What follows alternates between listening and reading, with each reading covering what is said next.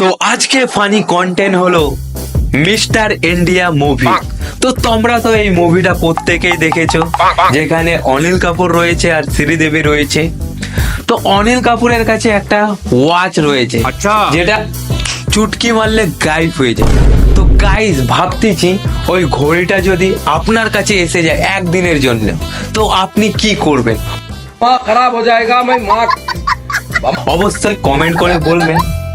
তো আর একটা প্রশ্ন উঠেছে মাথায়, যদি ওই ঘড়িটা কোনো ভালো মানুষের হাতে যদি চলে যায়, কথার দ্বারা সে জনতার ভালো সেবা কাজ করবে। যদি ভাবতেছি ওই ঘড়িটা আমাদের মতো ছাপরি ছেলেদের যদি হাতে চলে আসে, তো আমরা কি করব?